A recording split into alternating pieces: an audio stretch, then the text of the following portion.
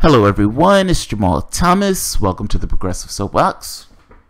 So, one more, maybe another one after this, but this is something I wanted to talk about. In fact, I wanted to talk about this a few days ago. The Medicare for All thing. Now, Bernie Sanders introduced this bill. Bernie Sanders got very much steam behind him when he introduced this bill. You had several Democrats that signed on to the House and the Senate. There's a different bill in the House, but still, you're getting a fair many that signed on. They may have signed on for political reasons, meaning, I want to run for president, I don't want to get primaried, etc., etc. But so what? So what? I don't care why you're signing on. I care that you're signing on, that you're actually going to do it. I want you on the record saying, yes, I'm for this. I am for this. I want to give a personal account to this. So the insurance industry comes out and says, hey man, this sounds like a bad idea to us. We don't think this is feasible. No, because you would lose your existence if this came to pass. So yes, I would imagine you don't think it's feasible. The insurance company are leeches. They're leeches.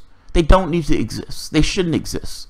You have an industry that is already expensive, and these guys try to seek to maximize their profit in an industry that's already expensive.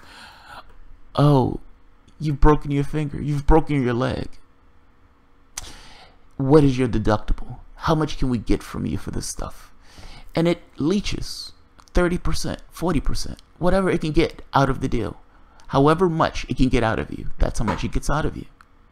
They're irrelevant to the process of healthcare. They offer nothing to the process of healthcare. They're not mending your stitches. They're not doing any of that stuff. If we're going to have any kind of insurance, Medicare can do it. Its overhead is like 2%. The insurance company's overhead is like 30%. Understand that guy's getting paid. Whoever's at the top, the CEO, is getting paid several $1 million a year. What do you think he's getting that money from? He's getting it from you. He's leeching it out of you, your health. That big bill that you pay for healthcare, he's leeching it out of you. They're irrelevant to the process. Get rid of them. Get rid of them. Have a 2% overhead. You can cut healthcare costs overnight. You cut costs overnight. Every so often I would say, if I lived in a different country, I would use that because it's true, and it's one of those things that burns me. Like oh man, it digs in me. I told you before I had illness going back when I was younger, 17. Part of the illness went back before that. We're having like knee pain and stuff like that. They call it Osgood-Schlatters disease. Just from the entire time I was a kid, my entire childhood, I had brutal knee pain. So I would essentially binge on pain medication because I had to. My knees hurt. That went away when I was 17. It kind of it was one of those growing things, like growing pains. At 17, I was diagnosed with kidney failure. Fucking awesome. That's great. I hit the lotto. Now, from 17, 18, 19, you can imagine for the rest of your life, your healthcare bills are going to be insane. They're going to be insane because you're going to be stuck with this idea of healthcare for the rest of your life. Now, in my case, my mom she worked in like social services, so she knew get that kid Medicare soon. Get him Medicaid and Medicare. That's great, but when you're 17 years old, you have no college degree, you have no job experience, you don't have work experience. And if you make too much, you will lose access to your health care. You have a donut hole. You have a disincentive to get people to work, or if people work, they have to pay that money back to the federal government, meaning just making ends meet. You may have to pay $10,000 back to the federal government, depending on how much money you get over what they say, the limit. I think the limit is like $1,000 or like $1,200 before you start paying back. Essentially a poverty life. That's what takes place. That is the donut hole. Not everybody who gets Medicare is 65 years or older. If you're on some kind of medical illness, you may be eligible for Medicare. The catch is, your medical bills are going to be a certain amount, meaning you're stuck with this idea of it's cheaper or it's better if I don't work, because if I do work, I can't afford the bills. That is aggravating. That is immensely aggravating. That means you're stuck in this kind of poverty lifestyle. Otherwise, you don't have the money for insurance. You get older. And what I realized was I would need a decent job that would have health care. Have to. There's no other way around it. Whatever job I get, it would have to have decent enough health care to cover it. Means I need to earn enough. Whatever I do, I have to earn enough. So I full well understood that I needed to have a degree and all this other stuff. I get a transplant. Now, at this time, I am working. I have a transplant. Now, after 3 years of a transplant, is that right? After X amount of time, you lose Medicare. Because at that point, they look at it as, hey, this person is doing okay. He's working. He's safe. He's good. Here's the catch. On the month that my time was up for Medicare, Medicare ended. I lost my job the exact same month. And the kidney failed within the exact same month.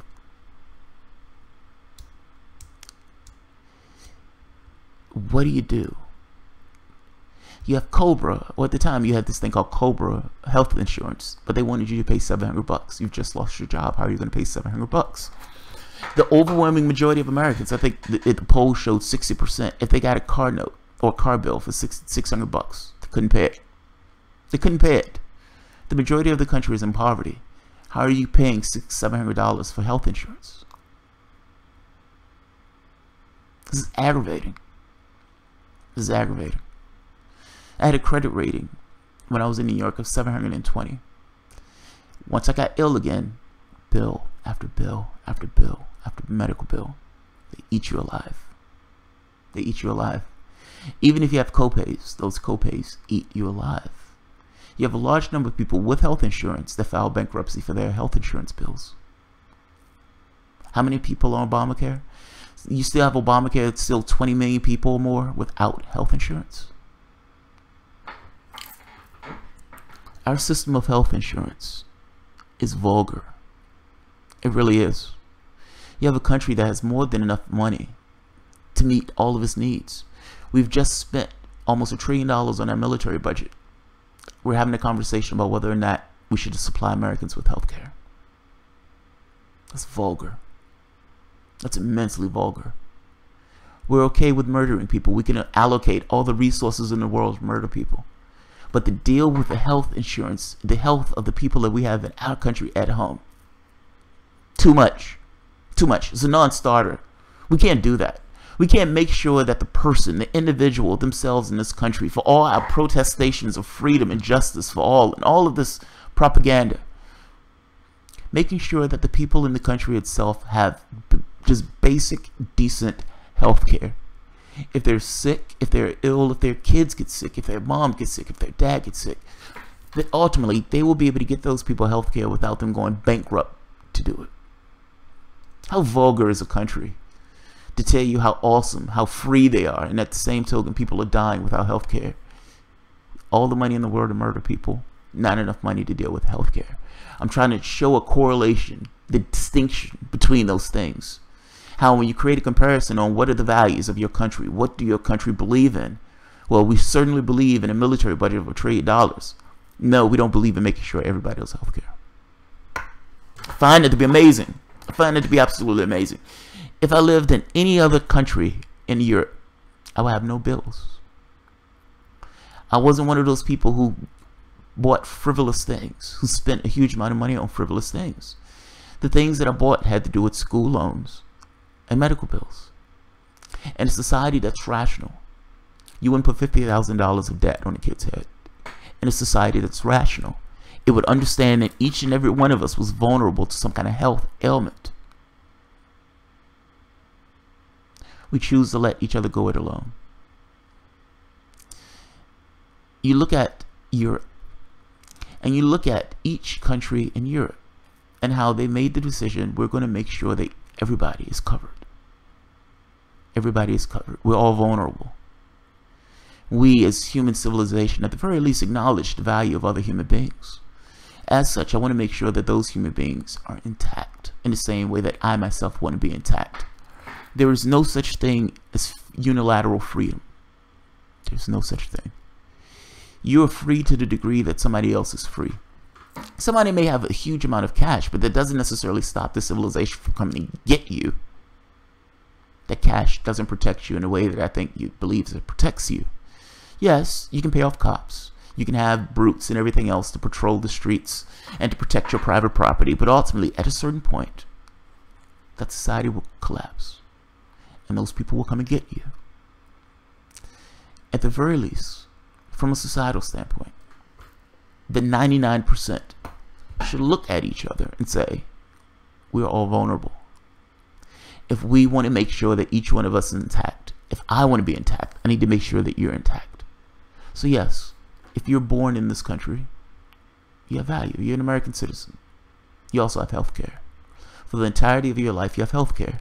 You're not going to go throughout your life with somebody trying to beat you over the head and steal money from your pocket. No, we're better than that. We're evolved beyond that point. If you're an American citizen, you have health care. That should be the basic contract. If we're looking for a social contract, that should be a basic part of the social contract. I would add education to that. That should be a basic part of the social contract. I'd even argue a job guarantee should be a basic part of the social contract. If you're an American citizen, we want to make sure that you're intact and you live a decent life. Period.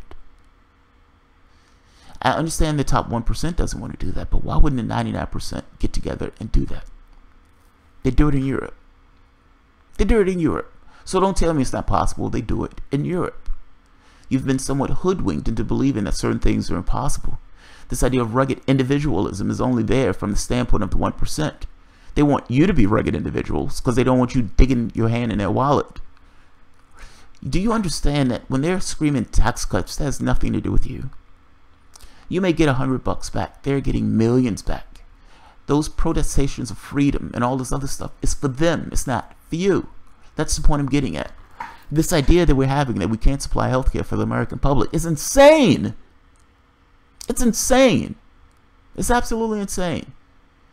How do you spend $1 trillion on the military? How do you put your vote in? Yes, I'm spending $1 trillion of our blood and treasure in this country on murdering other people abroad. But when the conversation comes up about healthcare for each and every person in this country, that's too much. It's going to cost too much money. We can't afford to do that. I don't think the American public wants that. We should focus on other things. There's an article in the New York Times talking about we shouldn't focus on income inequality. Those people are fucking insane. They're insane. If you have a situation where the overwhelming majority of the population can't pay a $600 car note, there's something wrong with your population or the way you have your society organized with regards to capital. There needs to be a redistribution. Part of that redistribution needs to start at each and every American citizen has health care. Nobody's going broke for medical bills. If you're an American citizen, you have health care. Period. What's an insurance company? There are no insurance companies. There's Medicare. By the way, that also means negotiating for drug costs. The rest of the world does not pay anywhere near what we pay in drug costs. You're being hoodwinked. You're being hoodwinked. Not by one party, by both parties. Your issue here is both parties. Don't fall into the trap of believing just because one is horrendous that the other one is somehow angelic. Both are the problem. Attack both. Attack both. The Democratic Party had the House and the Senate and the presidency. And Tom Perez keeps jumping around the country talking about his values. Show me your values. Show me your values. Don't tell me. Show me your values. And if your value system creates Obamacare and you're leaving 20 million people still not covered by health insurance, and your way of dealing with it is to go by decree. I am Obama. I declare that everybody must have health insurance, otherwise you're going to pay a penalty.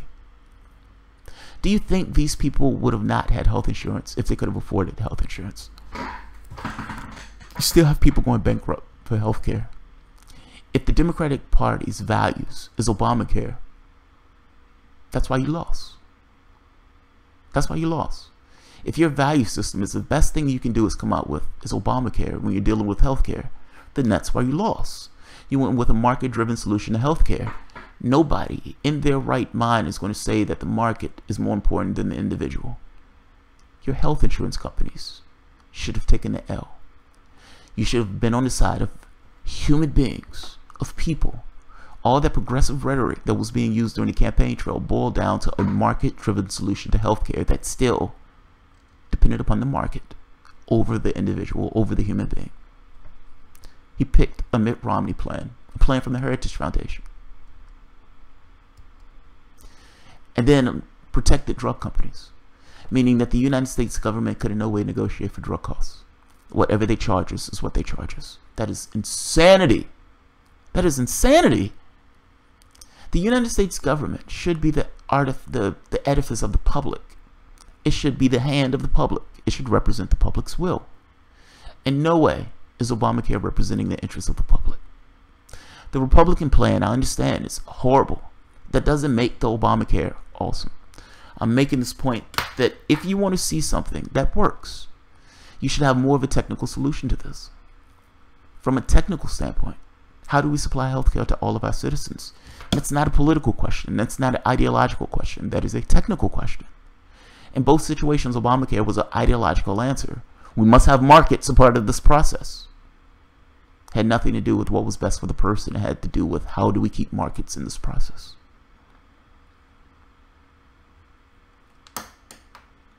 There is no market-driven solution to healthcare. They're always going to seek to maximize their profit.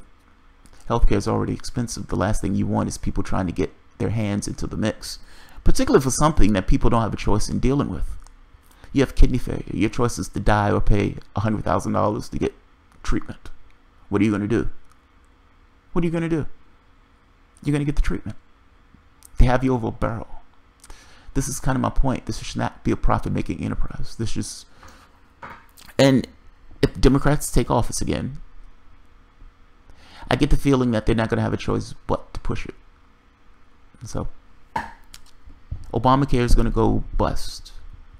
The Republican Party is not going to lift a finger to do anything about it. It will die on the vine. Now, if a Democrat gets in office, or if somebody else, a third party, let's say something amazing happens, the public, there's a shift in the public, the value system of the public changes. I get the feeling that these guys are going to be pressured into pushing Medicare for all. I get the feeling Bernie Sanders is not going to shut up about it. And hearing Bernie Sanders give a speech on foreign policy gives me the feeling that Bernie Sanders may be thinking about running again. So, we'll see. I just wanted to talk about the healthcare thing. Let's see. Maryland, the most ridiculous argument against single-payer healthcare is that people will no longer have a choice. No. The most ridiculous argument of single-payer is, well, they have lines in Canada. They have lines in Canada. I mean, you can't just see your doctor automatically. When I want to have heart surgery tomorrow, I need to have heart surgery tomorrow. Nobody has heart surgery the next day. If there is an emergency, they take you just like they do anywhere else around the world. This argument about Canada and London and long lines and everything else is absurd. It's absurd. It's absurd. It's absurd. It's fear-mongering that has no basis in reality at all. When my wife needs to get a medical appointment, the doctor says, I'll see you next week. Is that a line? Is that a wait?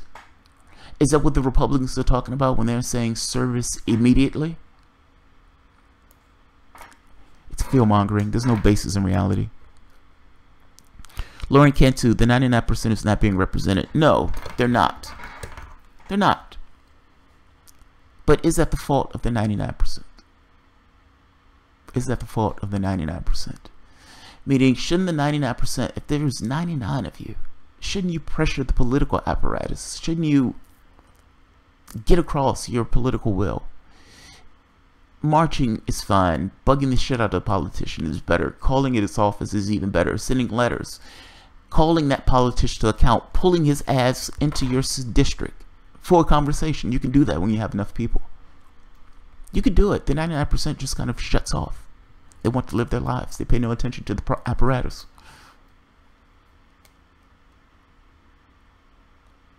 Oh, and by the way, media is not complicit in this. I mean, media is complicit in this. The conversation that media has is pro-corporate. Media is a corporate enterprise. Meaning, the conversation that they have, the propaganda they push, is on a very particular spectrum. They push a narrative. The narrative has no, it's not necessarily reality per se, it's a reality they create. That reality could be different. They choose a very particular reality. Meaning, no, they're not necessarily going to be pro-healthcare because they're a corporate entity themselves. They understand that if Sanders or somebody like Sanders gets in office, it's going to be bad for their business model. This is kind of this thing with the establishment. Alright, I'm going to end it at this. I may have one more after this. Yeah, I may have one more after this for today. If you enjoy the content, feel free to share, write, subscribe, and of course, you can always support the work through Patreon. Thanks, guys.